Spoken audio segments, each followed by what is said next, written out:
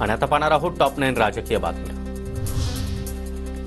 महाविकास आघाडीमध्ये ठाकरे प्रेशरमध्ये आल्याचं मला वाटतं। लोकसभेमध्ये कमी जागा आल्यामुळे ठाकरेंवर प्रेशर, भास्कर जाधव यांचं वक्तव्य। आगामी विधानसभा निवडणुकीमध्ये हे सरकार साम दाम दंड भेद हे सर्व पर्याय वापरणार। लोकसभेनंतर सरकार घाबरलंय, आता पाहिजे ते द्यायला तयार आहेत। जयंत पाटलांचा महायुतीवर निशाणा। बाळापूरचे ठाकरे गटाचे आमदार नितीन देशमुख यांच्या मुलाला बेदम मारहाण। पृथ्वी देशमुख यांच्यावर सराईत गुन्हेगारांचा हल्ला। एका कापडाच्या दुकानासमोर हल्ला झाल्याची माहिती। पोलिसांकडून तिघांना अटक तर अन्य आरोपी फरार। ठाकरे गटाला नागपूरमध्ये काँग्रेस एकही जागा द्यायला तयार नाही। काँग्रेसकडून ठाकरे गटाचं शोषण, आशिष जयस्वाल यांचा आरोप। संवेदनशील वक्तव्य करण्याआधी संयम पाळावा, सर्व गोष्टींचा विचार करूनच बोललं पाहिजे।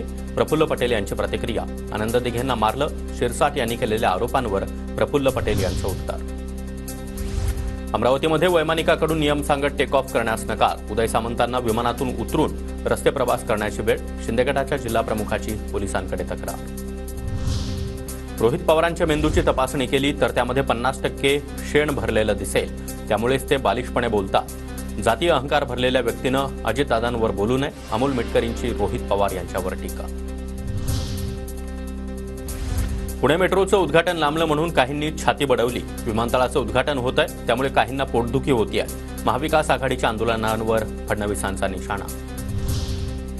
पंतप्रधान मोदींच्या हस्ते पुण्यातील शिवाजीनगर ते स्वारगेट मेट्रो मार्गिकेचं ऑनलाईन उद्घाटन। शिंदे, फडणवीस आणि अजित पवार यांची कार्यक्रमाला उपस्थिती।